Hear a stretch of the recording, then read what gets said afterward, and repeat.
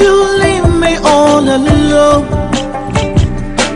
Stand by me and pray with me. I can't do this on my own. Walk with me, talk with me. Don't you leave me all alone. Stand by me and stay with me, 'cause I can't do this on my own. I've been down and I've been out. I've seen things no one should see, but I knew one day, come what may, that I'll sing a song of hope. Said I've been down and I've been out, and I've seen things no one should see, but I knew one day, come what may, that I'll sing a song of hope. Walk with me, talk with me, Don't you leave me all alone. Stand by me, stay with me. I can't do this on my own.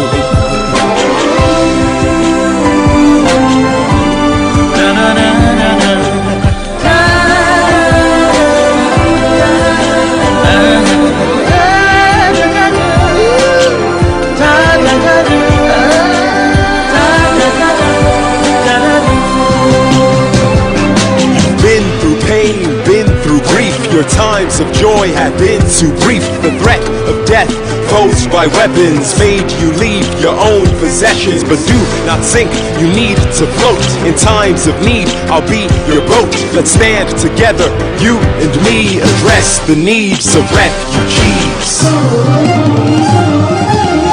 Walk with me, talk with me. Don't you leave me all alone. Stand by me, pray with me. I can't do this on my own. Walk with me, talk with me. Don't you leave me all alone.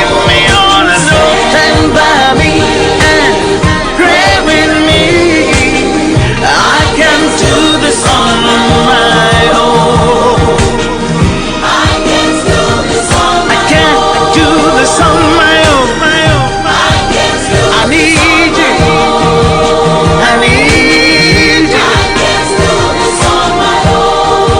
Not alone, no. Stand, pray. No, not alone, no. I can't do this on my own. I can't do this on my own.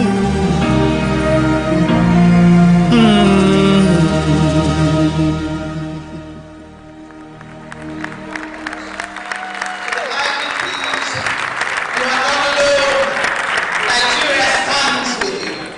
The women of this country stand with you. We're all in this thing together until it's over, and it will be over soon. God bless you.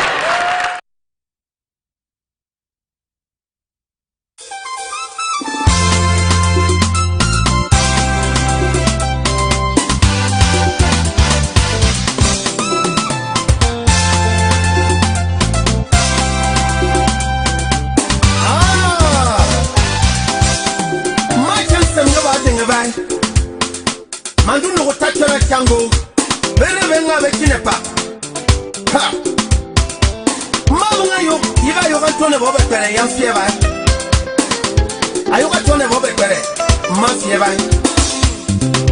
mayibe ebainene ine taeka mfota betando enene ine Samuel egbebanga enene ati ene etando momanyo enen kwa ine Samuel do anaika wudwala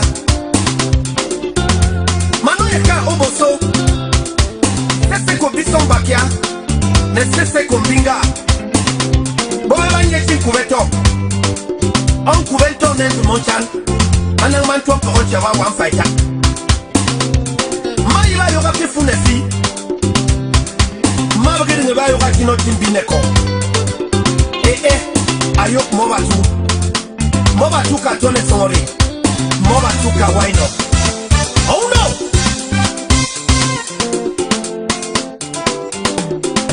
Mbeba kuno toko na Atirong bisangabang Bisangabang Ayoga sebe sangbeo Afuno chembae Atirong de kwayo Kebagan de kwayo Ayoga sebe sangbeo Bama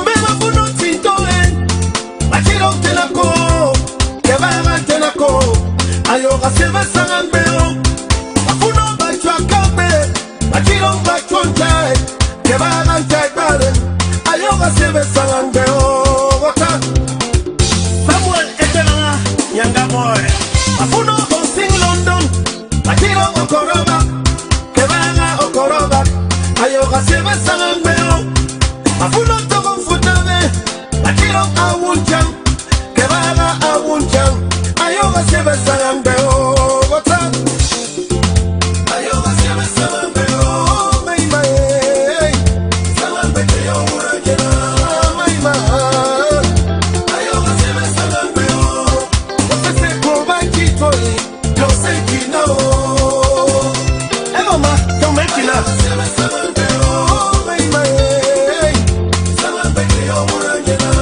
May may Ayoga sebe sangbeo Ofese koba kitoi Yo se kino Oh no Ha Ayok moba tu Abo macho se kina Ona sebe sangbeo Noche kwene vimanwa Matoka nemene Kechonga twanyoma Mona sebe sangbeo Noche kwene vimanwa Matoka nemeno Kechonga twanyoma Ayoga sebe sangbeo May may Sangbete yo murajena May may Ayoga sebe sangbeo Ofese kuba kitoi Yo se kino Ego ma Yo me kina Ayoga sebe sangbeo May may Sangbete yo murajena May may Ayoga sebe sangbeo Bombe ba kitoi Yo se kino Oh no Samuel Doe Ayok Shagari Mon fortabe Hey Sangbe bota Te yo sebe Asikame Sangbe bota Te yo urajene Sangbe sebe Ha Sangbe bota Te yo sebe Sangbe bota Te yo urajene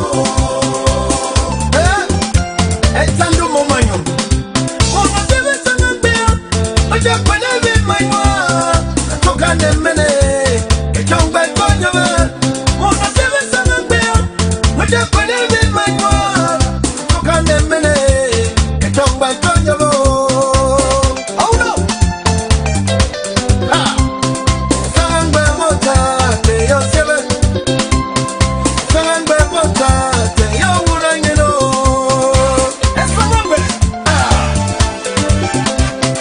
Sangbe bota Te yo sebe Sangbe bota Te yo urangene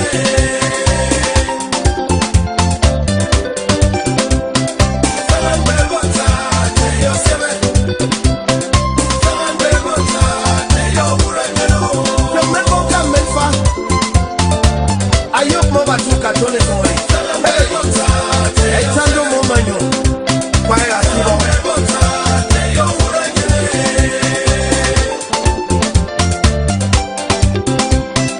Sangbe bota Te yo sebe Sangbe bota Te yo urangene Mpogole votaba chogobe kiben ben twanyop Mfotabe tando atone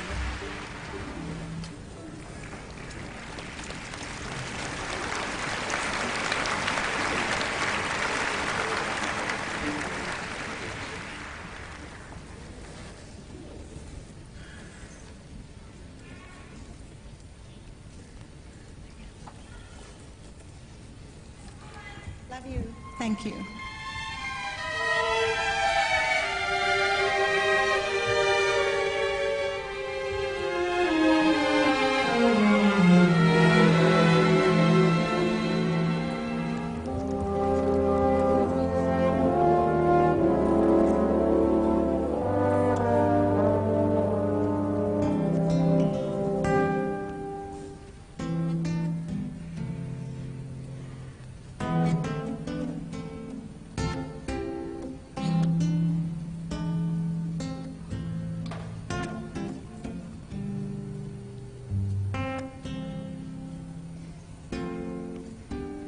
Deep in my heart, I do believe someday we'll all be free. Someday we'll all be free.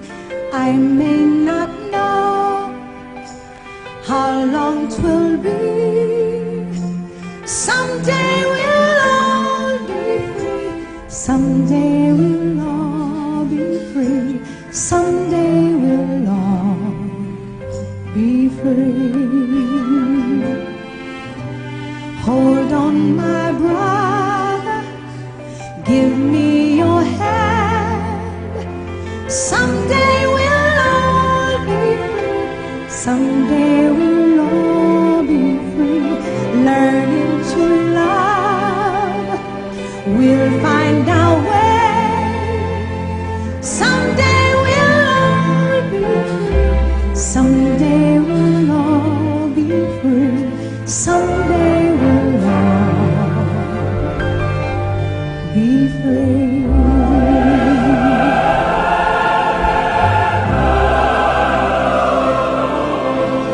We shall overcome. We shall overcome.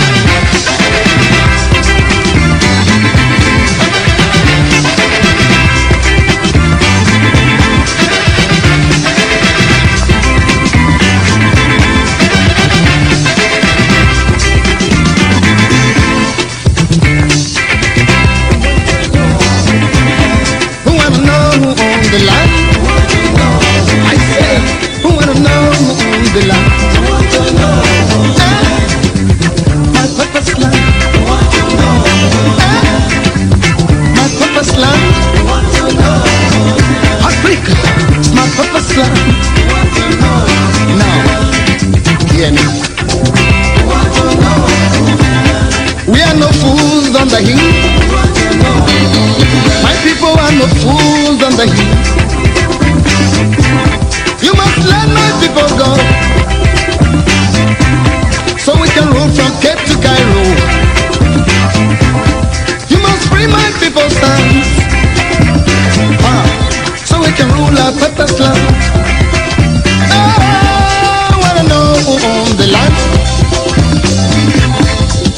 know the land. Okay, now listen carefully. Chinese are ruling the Chinese land. Japan is ruled by Japanese. England is governed by Englishmen. America is governed by Americans. So, Africa must be ruled by Africans.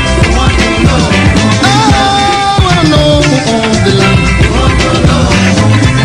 We must rule from Cape to Cairo. We must rule our purpose land. I say, we wanna know the land. I wanna know the land. Aslan, hey, Papa Aslan, Papa Aslan, Papa Aslan. It must be free. Angola want to know the land. Mozambique want to know the land. Namibia want to know the land. I say, Soweto want to know the land. Zimbabwe want to know the land. African freedom fighters want to know the land. Purposely. Alright. Now listen to the history. We've been here since creation. We've been here since creation. What a wonder. Since the time of sun and sand. Since the time of moon and stars. Since the time of air and sea.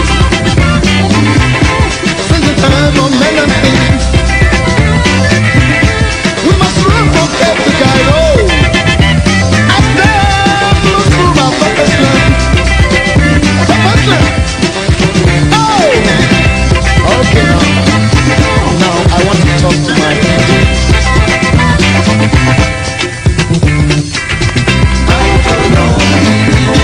Ira Daniela, oh, I will know.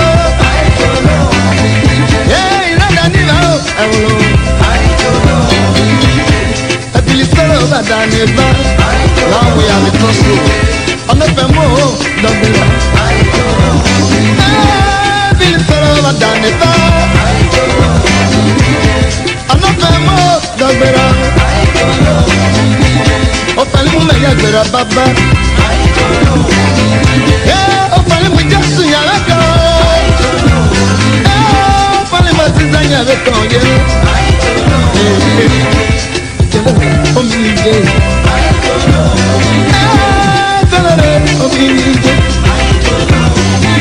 oh, them not buggy say. Oh, friend, what them not buggy so. All right.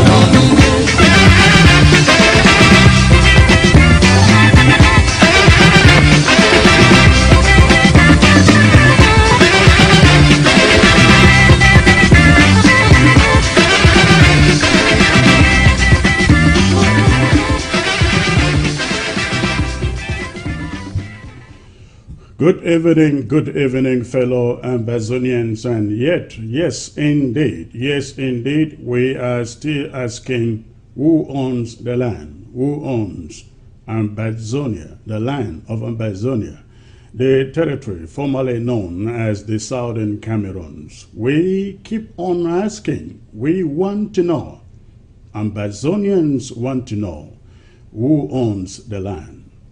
And not until we get the answer, we are not giving up on this revolution, on this struggle. In spite of the thousands that La République du Cameroon are killing, in spite of the villages, the towns that are being razed down on a daily basis in our territory, we will not give up on this struggle. We have gone really far to turn back, to look back, and to give up. Ladies and gentlemen, good evening. Ambazonians on Ground Zero especially, good evening. And I want to welcome those of you on ground 1, 2, those of you watching from the refugee camps, and of course, those of you watching from your displaced locations on ground 0. I want to welcome all of you. And of course, those in Europe, those in Asia, USA, Canada, South America, the entire continent. I welcome all of you on ABC Amber Television. It's a great privilege to come back to you today with updates on the revolution. I have a number of things that I shall be discussing here today. It's a packed full program. After I bring to you all that I have to discuss today, if time permits, I will take, as usual, a few calls. I hope I could come one day and just spend the whole hour or two taking phone calls to have a feel of your take on this revolution. I'm looking forward to that one of these days. But if time permits today, I will open the phone lines to take a few calls from all of you who are watching, and I like specifically ground zero, to take calls from ground 0. So please stay tuned and let us populate the platform. Let us populate the platform, ladies and gentlemen.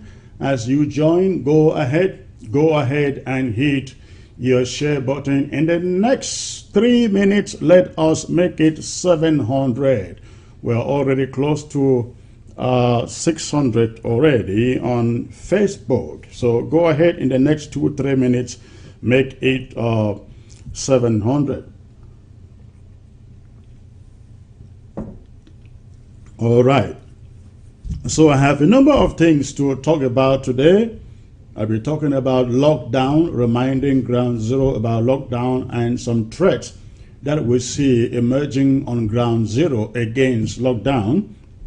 I shall do a little comment, make a little comment on the statement by Thibault Nage, or if you like, call it Nagy, on the struggle last week. Also, the statement coming from Bas trying to solicit Field Marshal to be part of their movement. I shall also make a statement on that. And of course, the increase in the spate of killings that we are seeing on ground 0 today. I will be coming to that too. And there is these allegations of Camto being, of some Ambazonians being paid in the Washington metro area to go out and receive Maurice Camto, who shall be visiting there. I think it is August the 9th. I shall also be talking a little bit on that, what we know. And I have some breaking news, ladies and gentlemen. I have a breaking news. I got some information as per the casualties of the French Cameroon soldiers who have been killed from November 30th, 2017 to January 2019. January 2019, not January 2020. So we don't know the figures between February 2019 to December 2019. The figures I have, which are coming from a very, very reliable intelligence, covers the period of November 30th, 2017, when Paul Biya declared the war, up to January 2019. I will bring you those figures. So, and of course, very importantly, I will talk about the incident going on in Bui, which I called the attempted Bui coup. The attempted Bui coup. Yes, coup. So, those are the things I'm going to talk about today, ladies and gentlemen. Go ahead, hit your share button. Let me take a few announcements. I have with me on the set the chairman, ladies and gentlemen, of the Bui local government area. I have the chairman of Bui local government area right here with me on the set, and in the minutes to come, in a few minutes to come, I shall be bringing him in to join me to set the record straight, to set the narrative straight as per what happened, what took place in Bui with the Bui warriors and the Rook ADF so-called fighters. We do not want to. I have heard some people say, hey, Secretary Chris, you don't need to talk about that. Why should you want to talk about that? Ladies and gentlemen, this is state television and you must not get this information second hand. You get it from ABC, and when you get it from ABC, we want you to take it to the bank.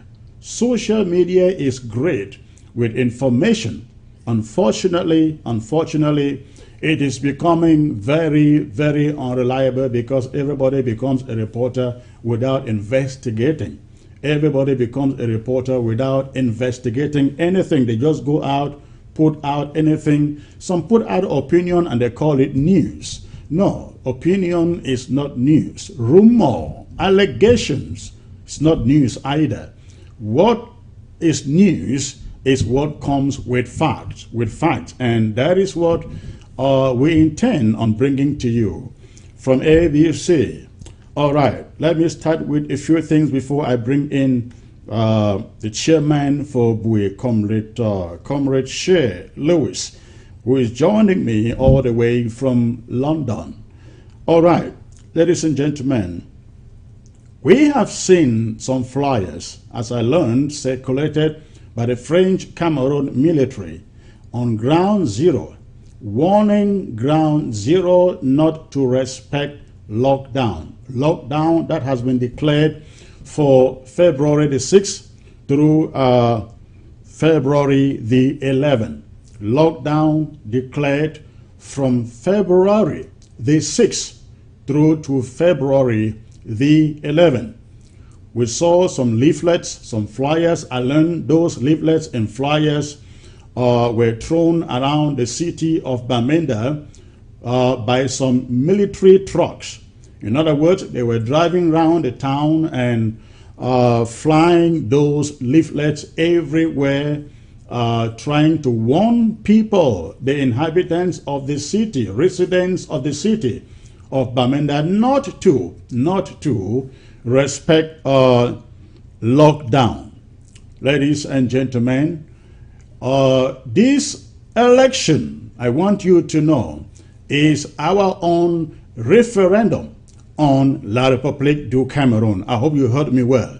This election boycott and lockdown is our own referendum on La République du Cameroon. It is this action that we are taking that will tell the world, that will send a message to the world that indeed the Southern Cameroon's Ambazonia has no longer anything to do with La République du Cameroon.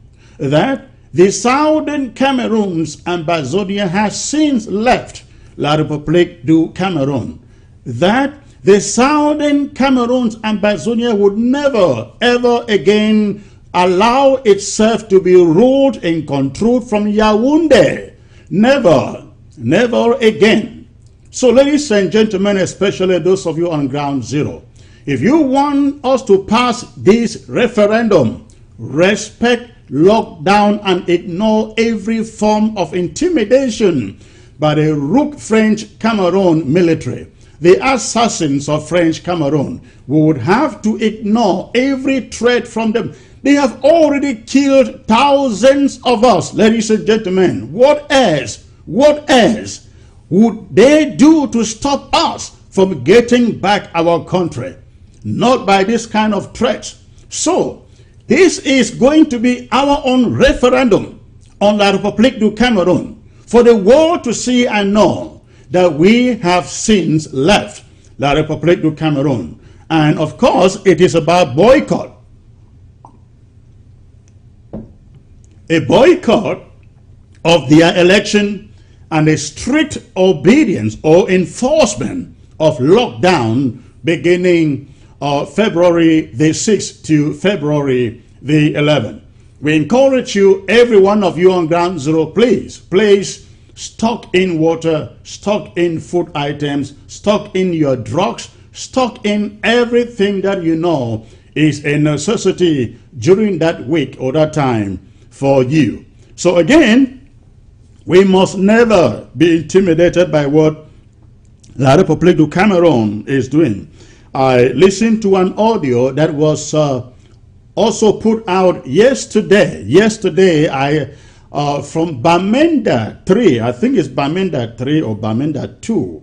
Yeah, I think there are both threats coming from Bamenda 2. No, Bamenda 1 and Bamenda 3.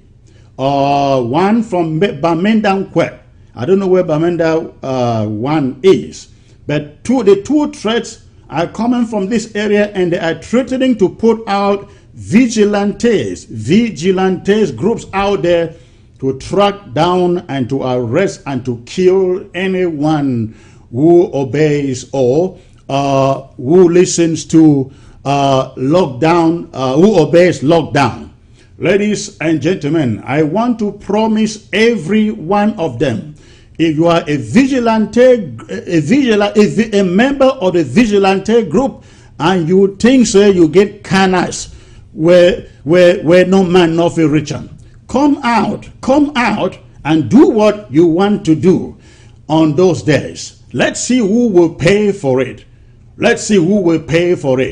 Nothing, no form of intimidation. You can bring out the whole quarter, the whole Bamenda 2 or 3. Bring everybody out.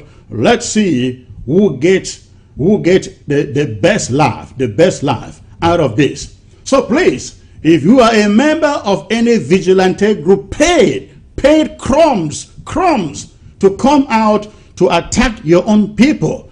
And if you are a French Cameroon army and you think you can masquerade yourself into a vigilante member, I can assure you, you will go home in a body bag from there.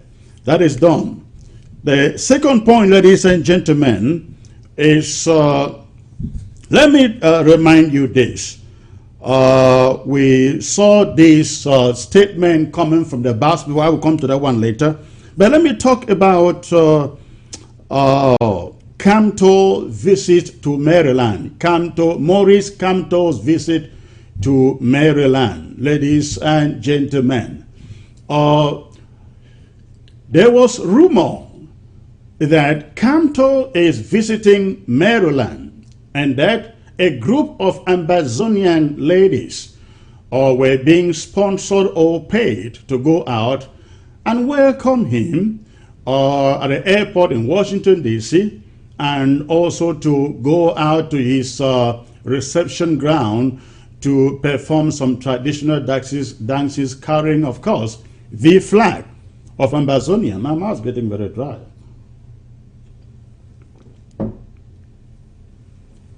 That they go out carrying the flag of Ambazonia and welcoming and performing some of our traditional dances at his reception in Washington, D.C. I received a phone call yesterday, ladies and gentlemen, from the leader of this group, who was actually approached to bring her group to the airport in Washington, D.C. to welcome Kamto Maurice on the 9th of February in D.C. She said to me, she never accepted, their group never accepted to go out and participate in that charade. She said the moment they came to know who the guest was, they turned it down. And by the way, they don't go to the airport to welcome and dance for people. And the moment they learn who the guest would be, they turn the offer down. They refuse to obey it. So I hope this clears the air. And let me also speak out to Ambazonians in the Washington, D.C. area. Let me say this. If you are Ambazonian and you are going out to welcome Maurice Kamto in any capacity, know that you are not doing so on behalf of the Ambazonian people.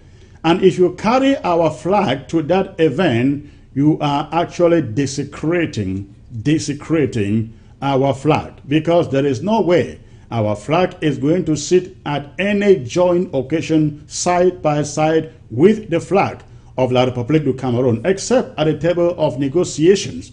We would gladly accept that, but not in the situation where Mr. Kamto is visiting the USA or anywhere else and have Ambazonians going to sit there carrying the amber colors. We totally condemn that. We do not want to see that happen. This is why, ladies and gentlemen, this is why we don't want to see that. Because when you carry our flag, go and sit in the presence of Francophones with their flag, the message that you are sending and the message Kamto wants you to send is that, oh, if he takes over power in Cameroon, he will do just fine with you and Francophones. And you know, Thibault Nagy or Naj had mentioned that there is a sense of Cameroonese in every Cameroonian, referring to both the Francophones and what they call Anglophones. We do not want to be in the habit of validating that assertion by the State Department guy, Thibault Nagy. So please, we do not encourage anybody going to a Kamto's event with an Ambazonian flag. We totally detest it, and we ask that if for any reason you have to go to his event, we do not want to see you carrying the amber national colors. Thank you very much. Right now, I have with me again our guest for tonight, who is also the chairman of Bowie County, the chairman of Bowie County, in the person of Comrade Shea Lewis, who is joining me all the way from the United Kingdom. Chairman, it's a pleasure to have you here, sir. Can you hear me? I can hear you, Chris. Thank you very much, and it's a pleasure to be here. Thank you. It's a wonderful privilege to have you here. Yesterday, we all wake up to hear of the developments in your county, Bowie County. And first of all, let me congratulate you and congratulate all our Bowie comrades from Bowie County for the terrific job that you guys are doing there in Bowie. You have some wonderful fighters up in Bowie. Spoken to Chacha several occasions. Once more, I want to thank you guys for the wonderful support we give to those fighters there. There is nothing best we can do than give them that support. So, tell me, Ambazonians are waiting to know. They want to hear from the horse's own mouth, and it could be no other person than you. Ambazonians want to know what happened in Bowie, and precisely what community, what local government did this take place, sir? Thank you very much, Chris, and my greetings go to everyone out there in Ambazonia and out of Ambazonia. And I always would like to start any of my pronouncements out there with a recognition of the fallen heroes. Because if none of them, we will not be here, and they have given their lives so we can live. So I pray that we, from time to time, spend some time in silence for our fallen heroes. During this program, we will move on because of want of time, but I do have them in my heart, and I implore you to have them in your heart. And may Absolutely. their blood, their blood lead us on. So, Chris, yes. Now, yes, tell our listeners, we are all referring to Bui. Bui is the entire county. Which local government are the warriors based? Are they in all of Bui or in part of Bui? Bui County is a vast area of land. It spans from when you leave Bamenda to go up to Nkambe. Bui starts from the areas called Zekwa, which, as people would know, there is a massive hill there called Wainama, and you go to your right from Wainama, you can go down to Barkang, to Tan, and go right across the back to Mbiami, sharing borders with Ngaundari, and you can go up to Sabongari, and then up to areas in Kum, which are sharing boundaries with Donga Mantum, and of course there are parts also that are sharing boundaries with Nwa, which was the first subdivision of the then La République du Cameroon. You come the other way round from Donga Mantum, you can go down to Kor and the neighboring villages of Lassin, and you go right to Judson, which is sharing boundaries with Wum and Boyo, and then you come round back to where we started, going up to Oku and down to Ngokitunya, so sharing boundaries with Ngokitunya. All right, so you have got. Thank you, thank you for that. If I may ask, the conflict we are here talking about has to do with the ADF and the Bui warriors. I am aware that they're having skirmishes between Bui warriors and the ADF, trying to attack Bui warriors in the past, and there have actually been some kind of settlements. Can we talk about this for a little bit? Lay the foundation, the groundwork for what we are about to talk about today. When did these confrontations initially take place, and what happened? Thank you very much, Chris.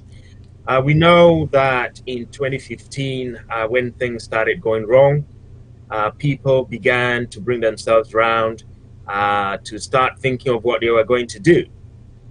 We had our great warrior, Honorable Wiba, who made his pronouncements of the surge and the rise up for our freedom.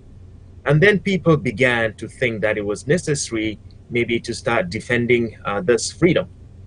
So we know people who went around, there were 2 initially, and then a group of 6.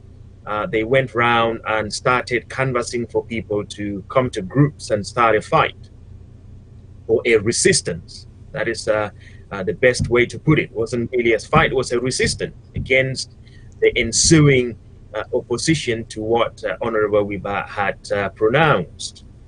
That led to 2 or 3 camps that were formed, and they started actually going from place to place in the whole of Ambazonia, asking for more people to come round, sit on the table, and start a resistance movement.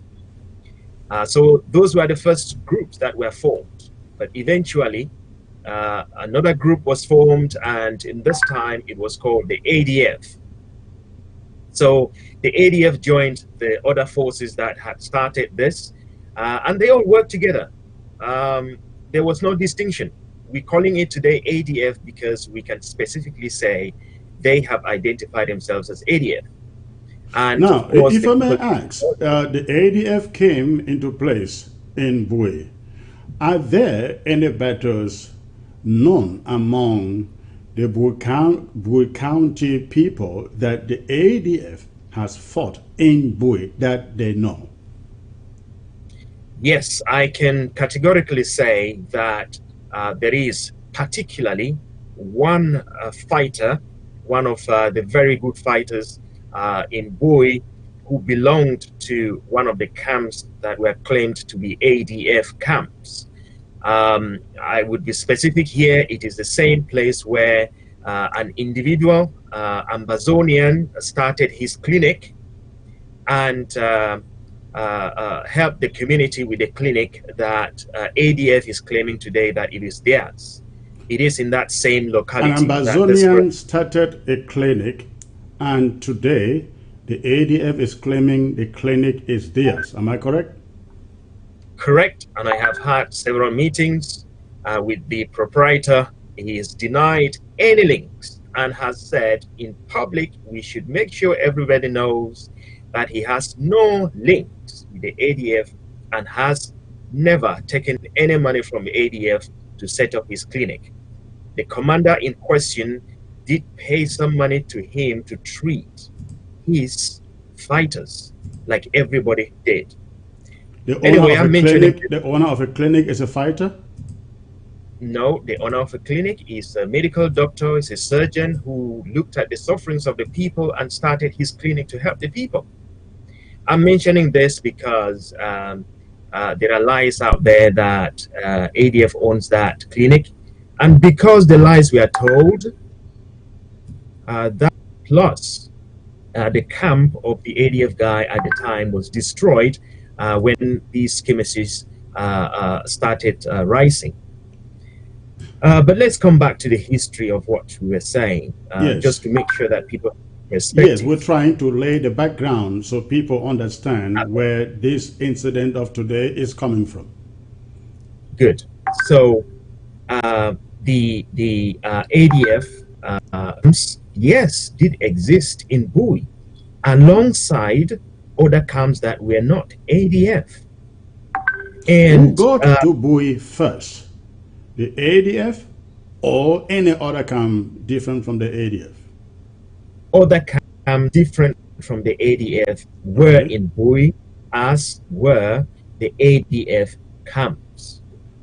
Okay. And I know that this causes a lot of issues where people say there was no ADF, there's ADF. Yes, definitely, there were ADF camps in Bui, and there are camps in Bui that do not belong to the ADF. So late 2017, these names started bringing problems, and there was an infighting now ensuing between those camps that were ADF and camps that were not ADF, and identifying themselves as IG camps.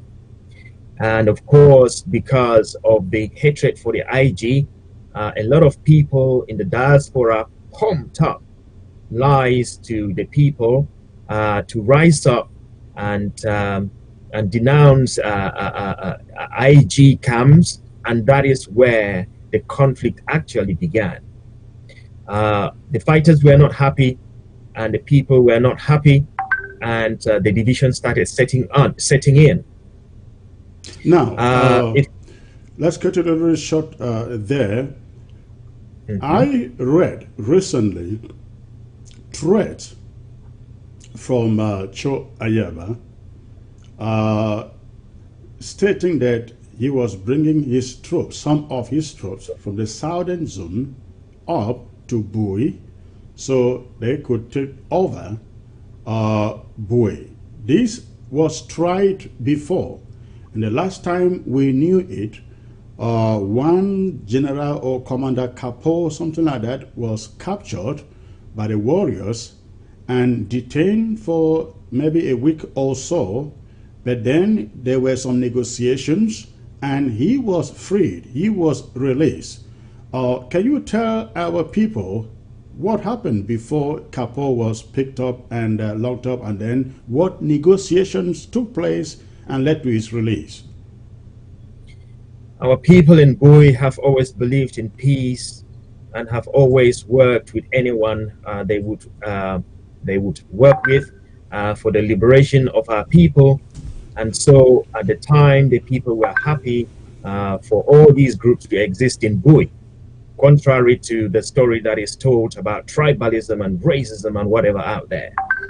So one day we got news that Capo was captured because Capo had gone into one of the camps to seize one of the weapons that were newly bought by that camp. And when news reached members of the fighting force that he was coming. Actually, they were tipped by one of his fighters that was what he had planned to do. He arrived there and he was captured. But also, when he was captured, they then got audios in his phone where ADF leaders were asking him to eliminate Chacha, who was the field marshal of Bui. This angered everybody, and he was kept for interrogation. And subsequently, he abducted. I mean, he left the camp because negotiations were going on, both for his safety and for the safety of all those who had already been involved. So remember, what you are saying is when Kapo was captured by the warriors, they found on him a message that stipulated that the ADF should eliminate Field Marshal Chacha. Very clearly, and we have those audios on social media being shared, or they were shared widely, and this angered the boys very badly. However, they were still willing to sit on the table of peace. I and my team, we spent hours, days upon days, and hours upon hours on long meetings, begging the boys to sit on the table of peace. And they did. The Bui Warriors, as we know it today, being an umbrella organization for all the fighting forces in Bui, led by Chacha, and at the time, of course, Fon, who is now resting in peace.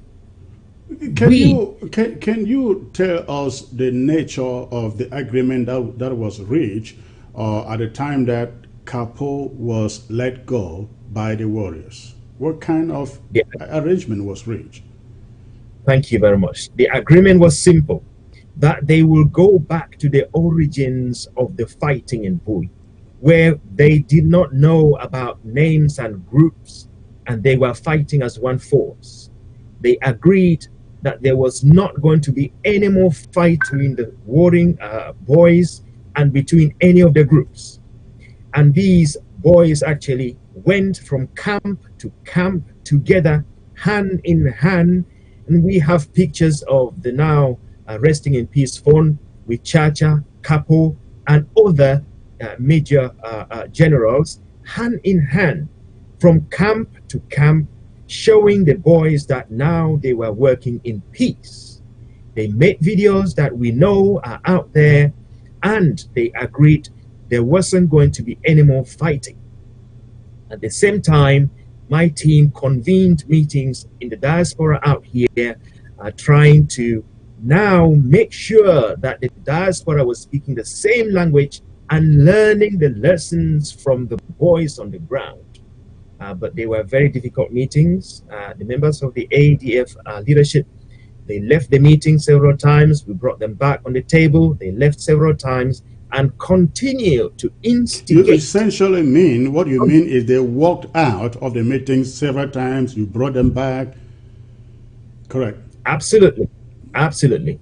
And what was the contention that led them to walking out? What was the disagreement about? The disagreements are only known to them. Their problem seems to be that nobody recognizes their superiority in this game, that nobody recognizes that they have been in Bui before Bui warriors ever came. And nobody really, I think they tell a story of a lie and they drum it up and they make it real, and it's now confusing them. I do not know what their problem is. So finally, Kapo is freed, and there is, I guess, a promise to work together. All the teams in Bui, apparently with what happened yesterday, they haven't worked together. Do you think what happened yesterday was a follow-up of the skirmish that took place that time between Kapo, Chacha, and the rest of the warriors? In spite of the fact that the boys continued to agree to work together, there was still very clear instructions from the leadership of ADF to eliminate the Bui warriors and take over Bui. I do have with me internal memos from the ADF leadership as far as 3 weeks ago, actually giving clear and precise information about how this was going to be done. I reached out to them and I still said, look, this is not right. The planning is wrong, and we should know that the boys have agreed to work together. So what was this internal memo around? I mean, about? I guess at this moment you should be at liberty to disclose what was in that memo. Absolutely. Ayabacho clearly saying that they will take over Bui. And this has been the story, and this has been the plan. And if you might permit me now, then I can move to what happened yesterday, and you can get the clear details of we will come there. Did Ayabacho in this memo put give a timeline? No, there was no timeline, but he said clearly that it was going to happen. He called Chacha and threatened Chacha and told him he was coming for him. Okay. And we know as well, members of the ADF leadership, even as we speak, I am receiving messages here of threats from them, and every member of my team is receiving threats from them, both at home and here, that they will still take over. And the plan, therefore, was revealed yesterday. A full plan was revealed yesterday, and we will come to it. Now, right. Getting to Bui yesterday, I understand these ADF guys, 39 of them, they passed through Ngoketunjia in the precisely. They made some stops along the way. Take us in a chronological way. Where did they stop before getting finally to Bui? The reason for which we started from the geography was so that our viewers can understand the story that is told out there. Right. The story is told that these people, that they came from some area to collect things from Bui, or through Bui. We can come to the stories. But we know that these people traveled from far and near, from the southwest regions, across Bamenda, right through Ngoketunjia, into parts of Bui County. We are told that in the night, when they arrived in Ngoketunjia, our brothers from Ngoketunjia, they suspected this type of a mission, but did not really think that there was something wrong. They received them as brothers and gave them an abode and told them to stay the night. Because when you say our brothers in Ngoketunjia, you are referring to other restoration forces, am I correct? Absolutely. I'm referring to the restoration forces in Ngoketunjia, whom we are eternally grateful to them for what they did. Because if not of them, I bet you by today, we would not have been talking about any Bui warriors. So commanders in Ngoketunjia, they gave them an abode and promised to escort them to Bui County when it was near dawn. And that is exactly what they did. When they left Ngoketunjia near at dawn and arrived in one of the camps in Bui County, in Zekwa area, they met with one of the commanders, the ADF commanders, Fon, who was already waiting for them there. Remember, they had said to the Ngoketunjia guys they did not know the way. And the Ngoketunjia guys decided they were going to escort them to go for this mission, which they said they had. And when they called the name of the camp, they knew where the camp was, and they led them to this camp. And then they were received by Fon, may he rest in peace. And then there we know that couple whom we refer I'm sorry, but where was Fon? Where was his camp? Fon's camp is right in the center of Kumbo, in the center of Kumbo. Okay. That is about 15 miles away from where he was at this point in time. in Dzekwa LGA, waiting for this contingent to arrive there so he could take them to where they were to start their first mission. Let's get the chronology right. The forces from Ketunjia took them all the way to Kumbo, where they handed them over to Fon. No, and Fon, I guess, was, yes? No, they took them to a camp in the Dzekwa LGA. The Dzekwa LGA is the neighboring LGA to Ketunjia. Okay, and that is in Bui too. That is in Bui. Okay. Before you ever move from Dzekwa into Kumbo. Okay. And so when they arrived, this and the camp in Dzekwa, you call it, is a restoration camp. Is it? It is a restoration camp that belonged to the ADF. Remember, okay. This is where once upon a time restoration forces were killed there, 7 of them, and one of the commanders had actually organized with the La République forces to come and kill those boys. And when his phone was taken, they saw exactly how the plan had been ensued and how he actually disarmed his own soldiers for the La République soldiers to come in, and that is how they killed these boys.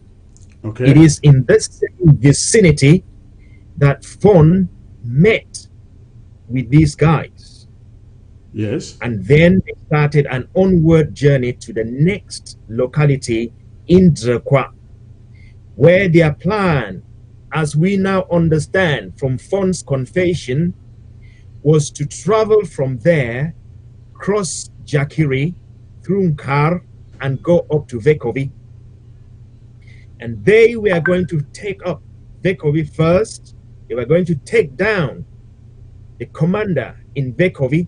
That's another camp. And that's another camp. Yes. And take their guns from there and join to what they already had, and then move down and take down Chacha, and then go down to settle in Biame.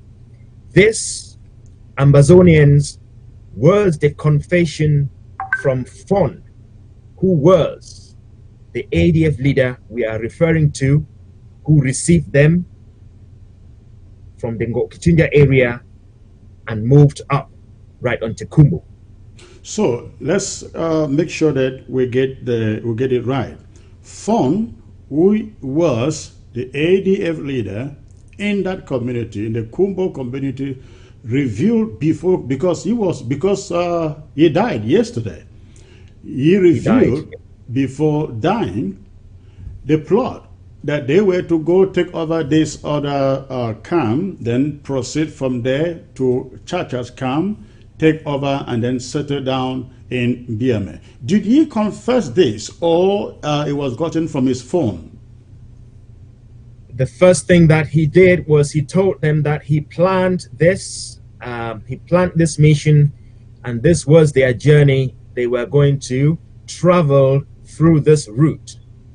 And then when his phone was taken and they went through his phone, they found all this communication therein, and this is how it led to his demise. When they still sat down, going through his phone, and in line with what he had said, that this was their journey, and then they saw the same plan in his phone, and it had been said previously in those communications that the plan was to eliminate these commanders in that manner. The boys were very angry. All right, now tell the audience, where did they confront each other? And when I mean each other, I mean Chacha's group forces and ADF forces. Where did they confront each other, and how did it go on there? So on the way, the restoration forces in the Dzekwa area, when they saw this massive contingent of about 20 bikes in the night in their area, when they see anything like that, they know that it is La République, and they get ready. When they confronted them, they realized that there was a commander there that they knew. Fon was there. They knew Fon as one of their brother fighters. There was another fighter from Goktunja area whom they recognized, and this is the one who helped to assisted them to where they were going. And so they continued on their journey, but the restoration forces were not happy that this was a peaceful mission. They had told the Ngok a different story, and when they met these other people, they told a different story. They had said they were going to collect equipment from Nigeria. Okay. And they wanted to go through Kumbo to get to Nigeria. That's what they told Ngoketunjia, right? Exactly. And when they got to the first camp, they told the camp that they had brought material to come and give the restoration forces in Bui. And in the excitement, they called Field Marshal to tell him he was having visitors who were coming with equipment. But our brothers from restoration forces from Ngokitunja, they then said, however, this is what they knew and this was the mission. They were passing, they were not staying. All right. Field Marshal did not take that easy or lying down. He organized his boys and they went to meet them. And they said if they were coming for peace, they would receive them in peace. If they were coming in anger, they would meet them in the same vein. And in one LGA area in Zekwa, and I would not like to mention this out here because there's a problem there that we would like to safeguard the people, but it is in the Zekwa area. They met there. According to the plan, they were going to start the mission there, but Chacha was already there.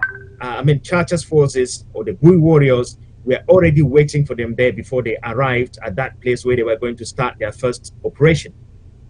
When they arrived, the mission commander clearly identified them and said to them they knew who they were and they knew that Fon was with them. They asked them that if they were coming in peace, they should lay down their weapons and then they can start to talk in peace. Once that was said, Fon himself ordered for the shootout to begin. That's the ADF guy ordered for the shootout to begin. Okay. And there was a good fight there, and luckily the boys, so they came. Let's get this right. So instead of laying down their guns or on the question if they had come for peace, instead they ordered, the ADF began to order their boys to start shooting. Absolutely. Okay. Absolutely. There's a short battle there, but they were overcome because the number of the Bui warriors that were there was massive. Nearly, it was massive. They came out with their number, and because they knew the number, it was literally a 2-to-1 and sometimes a 3-to-1. So their weapons were seized. Everything they had was taken away from them. And I can say to you, Ambazonians... That is after they had tried shooting. Exactly. Exactly. And the weapons were seized. I can mention a number here of some of the weapons, but unfortunately, for security reasons, I will not mention some. Mention the 16 lives that were set on the Bui warriors, because the story out there is that they carried equipment that was not yet assembled. That is a lie from the ADF leadership, and they should be ashamed. I heard that also, that the ammunition they carried wasn't yet assembled, so everything was intact and ready to fire. They should be ashamed of this lie that they are telling the Ambazonian people, and it irritates those who know the truth. Say as well, Ambazonians, that in their bags that they carried, they had military uniform from the La Republique side. They each had military uniform in their bags. So they were not wearing military uniforms from La Not Republic, but they had La Republic military uniforms in their bags.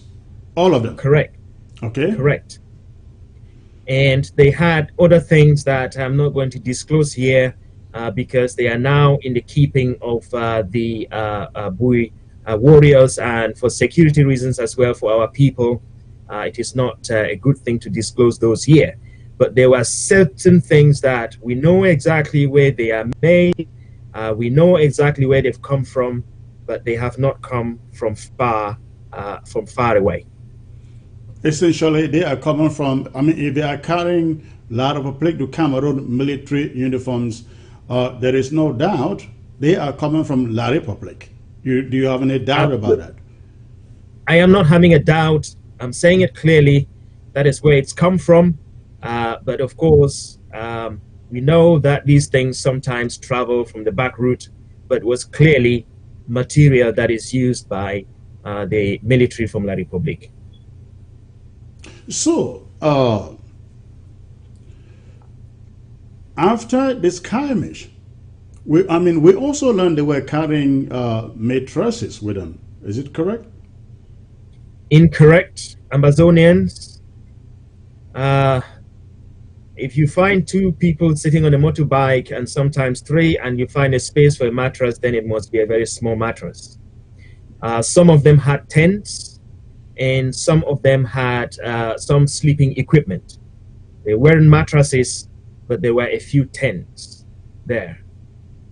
Now, you have said, according to Fon, who died in this confrontation yesterday, they were going out to pick some procured equipment. I mean that was one version of the story, but essentially what you called. Yes, go on. So that was the version they told Bengo Kitunja Restoration Forces. Okay, all right. So, but then right there in Bui, the information from Fon had a whole different mission. When they were picked up, were they interrogated to know their precise mission? They did, and their boys have everything on record. They worked the whole night until they were interrupted to understand what the situation was. When information was beginning to trickle down from the interviews, it became clear that their mission was not a peaceful mission, and that there were a few of them there actually who seemed not to know exactly what was happening. We don't think that they didn't really know, because they joined the contingent. They couldn't just be going somewhere without knowing exactly where they were going.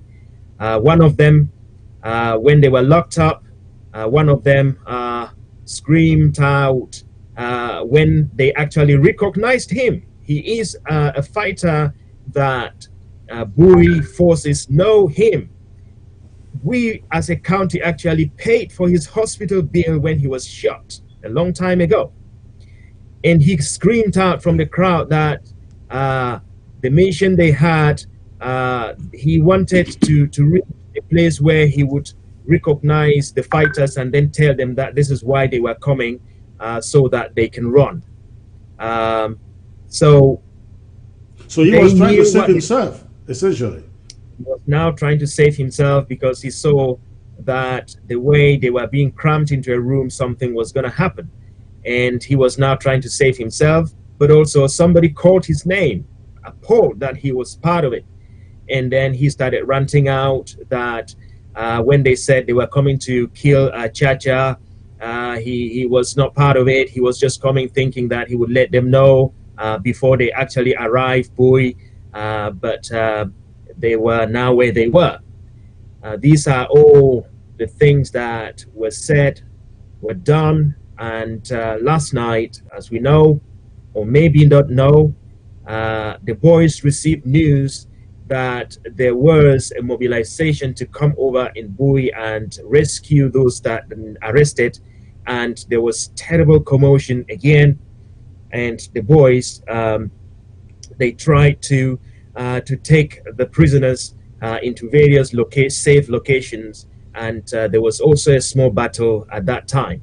The situation has continued to be fluid because throughout the day, the field marshal himself doesn't know who is where, because in that commotion, they can't really yet account for where everybody was taken to and which camp they have been since then. So it is a fluid situation. It has been throughout the day, and as we speak, even in the evening, when we heard that La Republic forces had lined up the road and some are preparing to come down from Oku with strict instructions to come and save the ADF boys, the whole county again has been thrown into terrible commotion. Again, what you are saying that your guys had received instruction yesterday that La Republic was coming through Oku to come and save those boys, the ADF boys. That is this evening as this we're evening. Okay. Yes. So essentially, the warriors are expecting an attack from La Republic. Absolutely, and we've sent word out. Can I just say again, those who are watching, everybody who lives on the road from Tobin to Meluf, up to Tadu, and Ibal area up right to Oku, if you live by the road, please save yourself and move out from those houses by the roadside. You are expecting visitors. Everybody who lives on the Jakiri Kumbo Strait by the sides of the road, military are all positioned there as we speak. You are not safe. Please vacate the houses and go hinterland. What does it mean to you from Bowie when you hear that enemy forces from La Republic are coming to attack our restoration fighters for arresting Rook ADF fighters who should have no interest for La Republic? What are you guys thinking about this? What does it mean to you?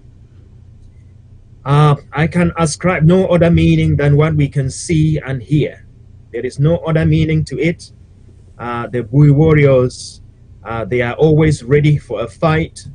They're fighting people, and anybody who plans to and brings themselves to Bui, just know that they are coming to meet. If the La Republic forces are working with ADF or ADF working with the Republic forces, or if they are helping each other out, they should know that Bui is not the place to play the game. Has the leadership of the ADF, Cho Ayaba precisely, has he contacted Bui County leadership over this? Has Ayaba Cho himself contacted Bui County leadership over this issue? Yesterday, when this situation happened, my team and their collaborators, they briefed all stakeholders in Ambazonia, and they made sure that all the leaders that we have had, that they knew what was happening and that the nation was in turmoil. Some have reached back to us. Until now, we have not heard from Ayabacho, and I have personally instructed my team that they should not get into any communication with them either. We extended a bit of peace. We asked for them to sit on the table of peace. They refused. We brought peace. They brought violence. We brought justice. They brought injustice. We asked that we work together, and we brought the boys to work together, and they worked to divide them. When this happened, without us knowing, and we are all dealing with the consequences, there is no point for them to be calling us to chastise us for their insolence and for their refusal to see this problem coming and solve it before time. We will not put words in their mouths for them to use over the social media to continue with their campaign of lies. We went on the media yesterday to to say exactly what happened so that the Ambazonian people could know, and before the lights arrived, they would have known exactly what happened. We have continued to be in touch 24/7 with the boys on what is happening on the ground, and that is how we are able to tell the nation what is happening. I appreciate not everybody does, but this is what our team does. Have you, your team, spoken with Honorable Weaver? We have briefed every stakeholder in this revolution. As you can imagine, he is one of the most important revolutionaries of our time, and it would have been very wrong not to inform him immediately we heard news like that. When you look at the caliber of weapons or artillery that the ADF folks were carrying, what do you make of that? We have instructed our boys to take those weapons far away from sight of any fighter and keep them where only La Republique can see them. We suspected that because there was La Republique uniform and equipment also that seemed to have come from La Republique, we suspected that there were tracking devices in them. We've asked our boys to keep them far away from sight and make sure that they don't go near to them. What you are essentially saying is you have no doubt that these weapons came from La Republique. Chris, I cannot say that I have no doubt as such. My inference is very logical. If they had La Republique's military clothing and other equipment from La Republique's military, and they had very near brand new AKs, for example, we can only suggest that these things came together. We don't have specific evidence to prove that the guns came from La Republique, but other things are very conclusive. But we treat all of them as coming from one source. Now, I don't know whether you are aware of this, but this event in Bui yesterday wasn't isolated. There was another ADF attack in Wabani, where I think 7 ADF fighters were captured by the team of General Daiman in Wabani. In Batibo, there was another ADF attack in Batibo, Mogamo. And in Bui, this event was also going on. What are you learning with this scenario? What are you learning? What do you, tell us what you think about this. Our hearts go to the people of Wabani. Our hearts go to the people of Batibo from Bui, and the Bui people sympathize with you. The Bui people sympathize with all of you people in Momo who have suffered similar incidences that the Bui people are suffering. I can only infer that we are not fighting the same fight. I, as a person, can only infer that logically, I am someone who is objective. I am somebody who looks at things objectively from both sides, and I have examined this case, and I can only conclude that while the real restoration forces are fighting the enemy, who is La Republique, the Cameroon, I do think that the ADF has a different target, and it is not La Republique. What you are seeing on your screen, unfortunately, the pictures are not good enough. That is what happened in Guzang not too long ago. The people were found lying there helpless and dead.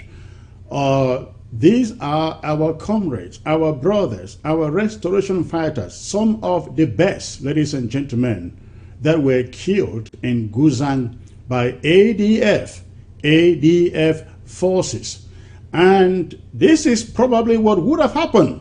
This is probably what would have happened yesterday if they got to Chacha and other Bui warriors fighters.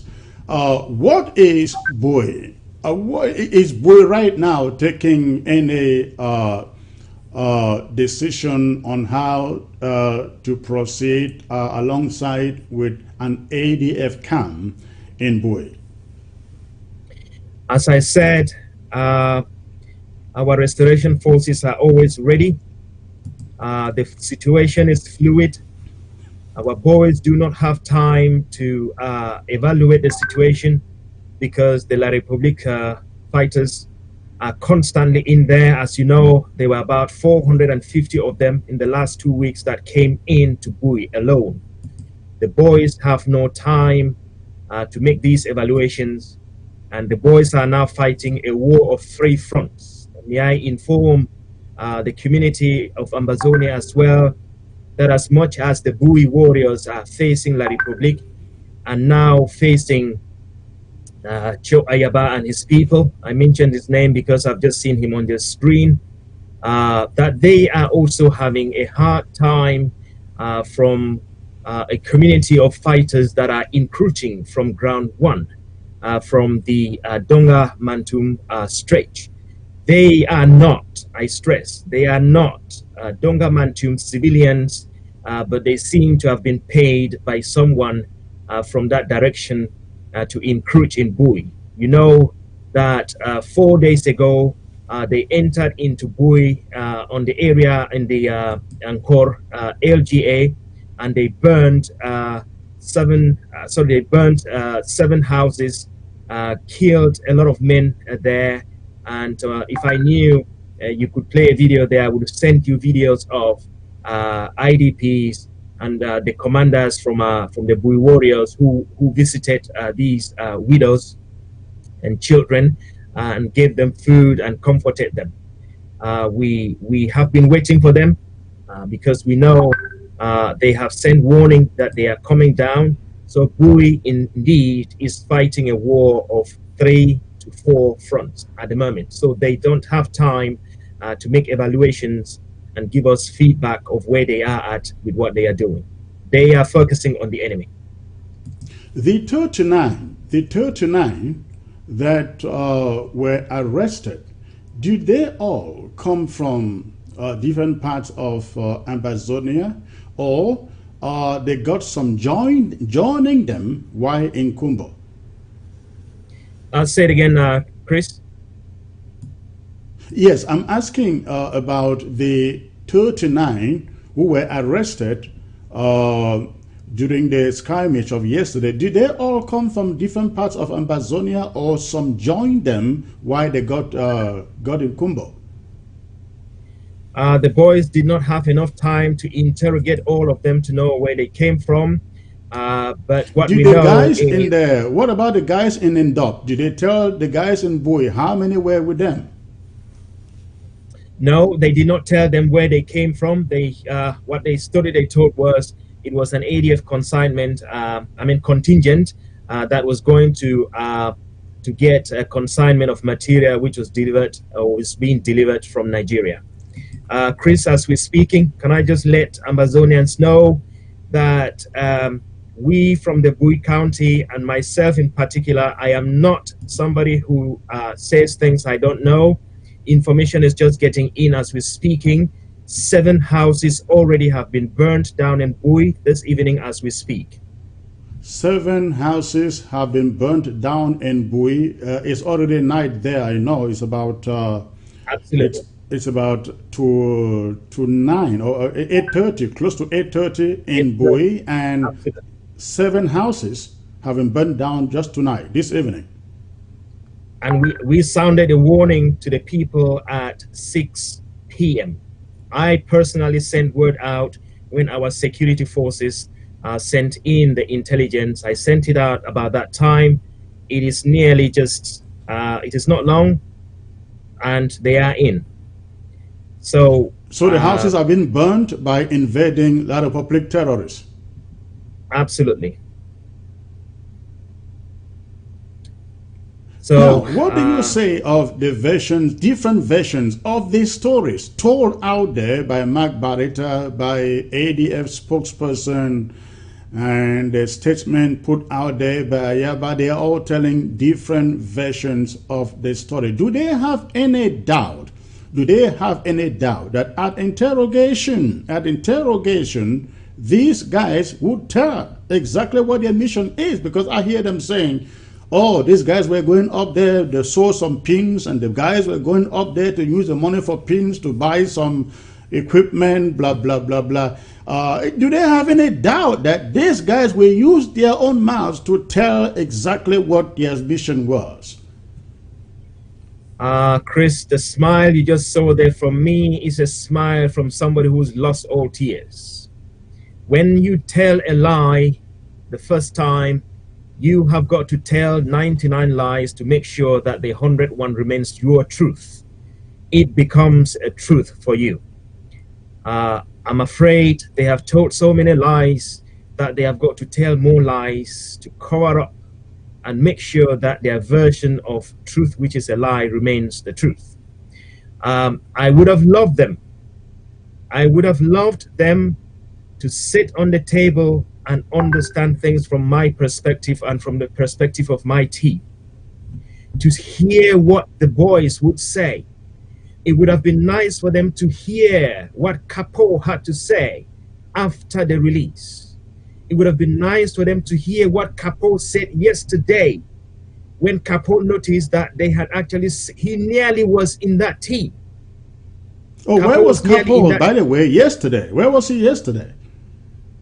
Capo had been asked to send boys to escort the team, and he sent 2 of his soldiers, and on the way they had a motorbike accident and did not arrive on scene on time. And when they called Capo, as I understand, Capo did not turn up. But when the conflict began to ensue, Capo was frantically on the phone to Field Marshal, justifying himself that he did not know about the mission, that he was only told to send 2 boys, and exonerated himself out of it. And how I wish that the ADF leadership out in the diaspora, I'm not calling their names, but they know. I have spoken to them. I have invited them. I have created 4 different Zoom and WhatsApp fora, inviting them to sit on the table and understand that there was trouble at home. And they refused. How I wish they sat on the table, heard what I was hearing from the boys, what our team was hearing from the ground. They refused and depended on lies. They've built all their media outlets on lies. And as we speak, Capo Daniel is telling the same lies on the other platform.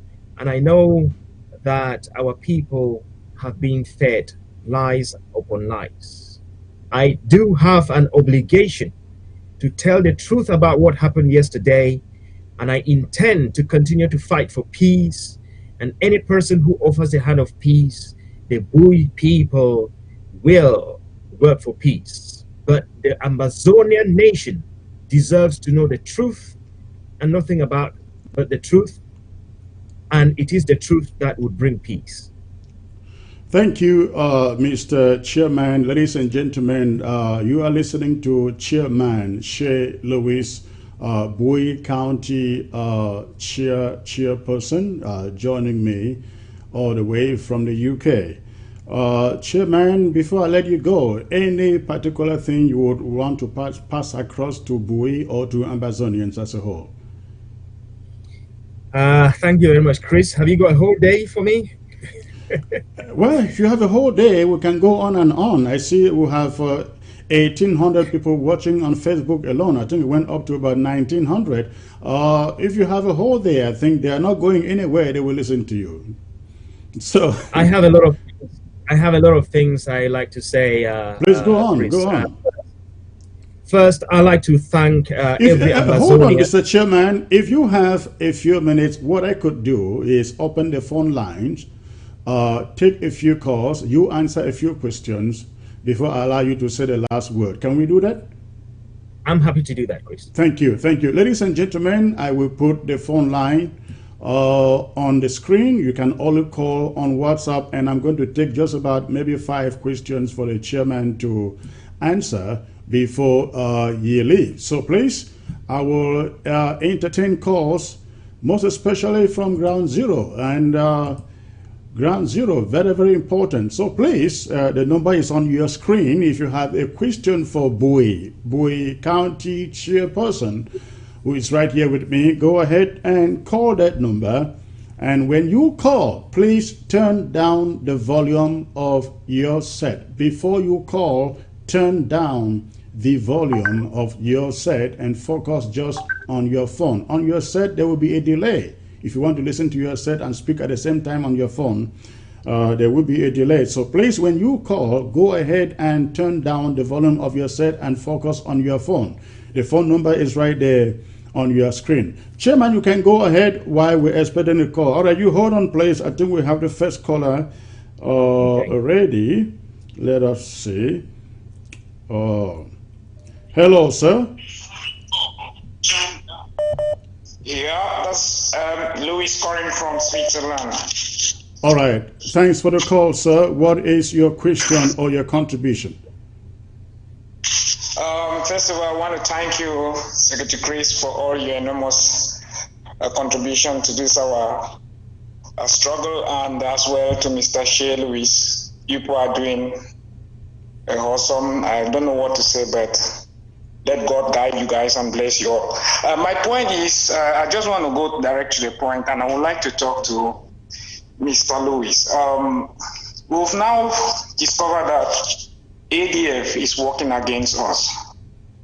There is no genuine Southern Cameroonian and Ambazonian that won't accept the fact that ADF is against us. And if we allow enemy within, then we are poised to lose this battle, even though it seems as if we've already won 90%. But what I'm trying to emphasize is, if we know that those who are within are the one pulling us behind, why is it that we are creating rooms for tolerance? Why is that we are creating rooms for peace? Meanwhile, the opposite is, if they have gotten the opportunity, they would have wiped us out. And that's to tell us that if we keep on with this type of attitude, man, I don't see ourselves going anywhere. So I'm a consistent contributor into CID, Ambati, and all this stuff, because I want to see ourselves free. But I will not be contributing money for us to capture crooks, rogue, thieves from the ADF and then be feeding them at the same time, because we keeping these guys, we have to make sure that they have the logistic, the feeding. If they are sick, we have to take care of them, and we don't know how long it's going to take. So we don't have room for pampering anymore. We are in a situation whereby we are to look forward, not backward. Anybody that comes our way that's against our plight for freedom, he is an enabler, and he has to be there accordingly. All right. So for me, I don't see. Pardon? Thank you. I will allow the chairman to answer your question so we can take other calls. I appreciate the call, please. Thank you very much. Thank you. Chairman Lewis, go ahead, please, before I take the next call. Thank you very much, comrade, for the call, and thank you for the comments. I feel your pain, and it is the pain of the Ambazonian people. We and myself have constantly educated our boys that we have human rights, and if La République took away our rights, it shouldn't mean that we should take the rights of our own people. We have constantly educated our boys of the Geneva Convention. We have constantly begged and actually educated and told our boys that maltreating Ambazonians is not the way forward, because this is what we are fighting against. But we have also taught our boys to defend themselves, to use anything they have, any means they have, to defend themselves and to defend their people. If you come into Bui and you are a threat to the Bui people, and that threat is live and active, our boys know what to do. The situation is active. It is in their hands. They will defend themselves, and whoever is still preparing to come, the Bui warriors will defend themselves first.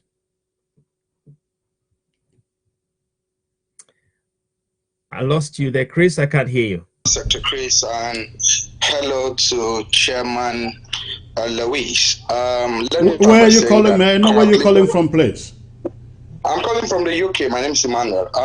Thank you. Okay, let me say hello to Chairman Louise.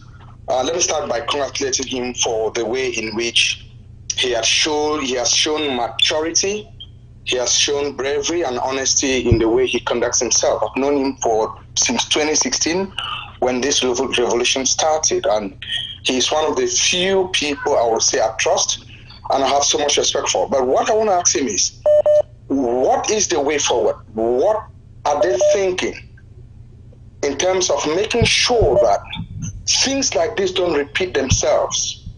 And how are they taking prompt precautions to make sure that the children of Bui and the children of Ambazonia all come together to make sure that they don't fight themselves?